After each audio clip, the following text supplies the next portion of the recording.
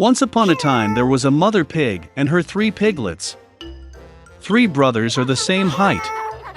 Round, pink, with the same funny tails.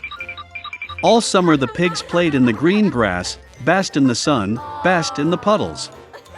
But then autumn came. One day my mother said that it was time for them to think about winter.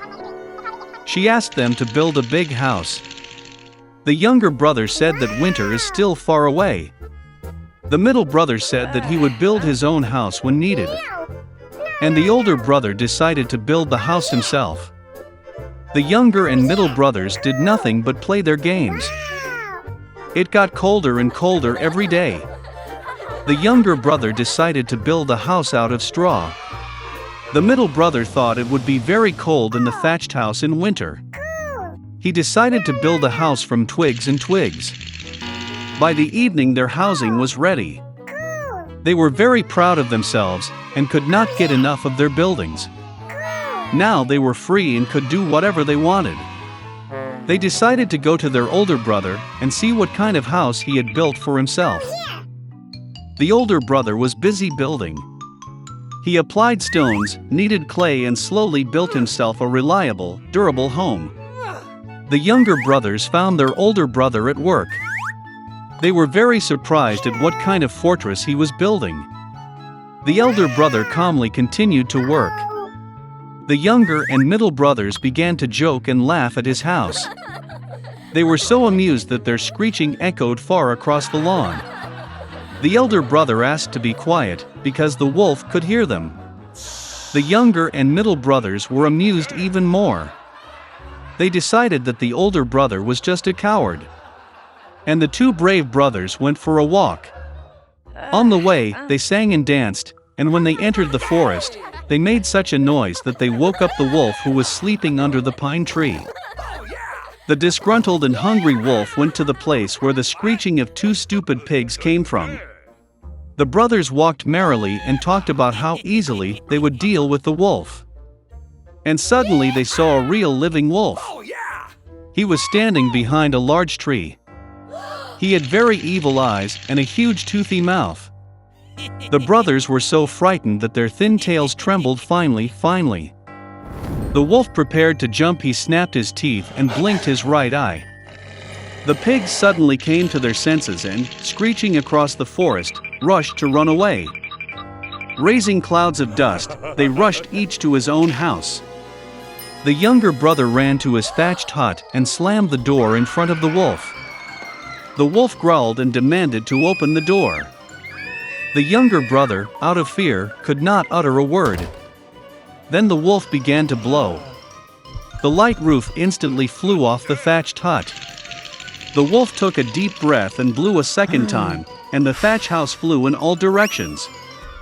The wolf was delighted, snapped his teeth, and pounced on his younger brother. But the pig deftly dodged and ran. He ran to the house of the middle brother. The brothers managed to lock themselves up and looked at each other in dismay. The wolf got angry and began to blow. The house is slightly askew. The wolf blew a second, then a third, then a fourth time. But the house was still standing. The wolf took a deep breath and blew for the 5th time. The house shook and fell apart. Only one door stood for some time in the middle of the ruins. In horror, the piglets rushed to the house of their elder brother. The wolf ran after them. He was sure that this time the pigs would not run away from him. The piglets quickly rushed past the large apple tree without even hitting it. And the wolf did not have time to turn and hit the apple tree, which covered him with apples. One hard apple hit him between the eyes.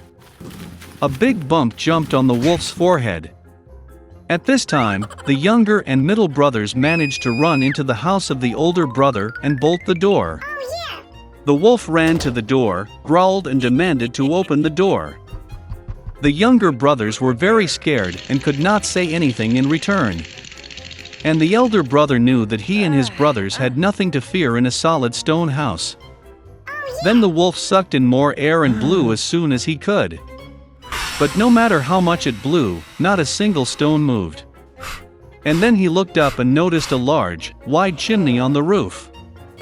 He carefully climbed onto the roof and began to go down the pipe. The pigs heard a rustle. The elder brother immediately guessed what was the matter. He quickly rushed to the cauldron in which water was boiling and tore off the lid. The wolf went down the pipe and fell straight into the cauldron. His eyes widened to his forehead. The scalded wolf flew out with a wild roar and rushed into the forest. And the three little pigs looked after him and were glad that they had so cleverly taught the evil robber a lesson. From that time on, the brothers and their mother began to live together under one roof. Once upon a time, there was a little girl. Once her rich father married an evil stepmother. She settled in the house with her two daughters. Their faces were beautiful and white, but their hearts were evil and cruel. And then came a difficult time for the poor girl. From morning until late in the evening, they forced her to do dirty work, carry water, heat the stove, cook food, wash dishes, and do laundry. And besides, the half-sisters did their best to upset her as much as possible. They mocked her, poured peas and wheat into the ashes, and she had to sit and pick them out. In the evening, when she was tired of work, she had to go to bed not in bed, but on the floor, next to the stove. And because she was always in ash, dust, and dirty, the sisters called her Cinderella. But then it happened one day that the king started a feast, which was supposed to last for 3 whole days, and called all the beautiful girls of the country to the holiday so that his son could choose a bride for himself. When the two named sisters learned that they, too, could come to the feast, they instantly began to dress up and preen.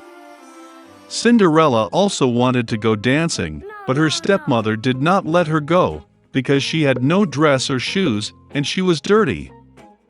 And then the evil stepmother poured a bowl of wheat into the ashes and said that if Cinderella collected it in 2 hours, then she could go with her sisters. Cinderella went out into the garden and cried. And then 2 white doves flew in, followed by a whole flock of different birds. They swooped down on the ash and began to peck, and so they chose all the grains in a bowl. In less than an hour, they finished their work, and everyone flew back. Cinderella brought a bowl to her stepmother, began to rejoice, thinking that she could go to the feast. But her stepmother would not let her in any way. She turned her back on Cinderella and hurried with her 2 daughters to the ball. When there was no one left at home, Cinderella sat down on the floor and cried with grief.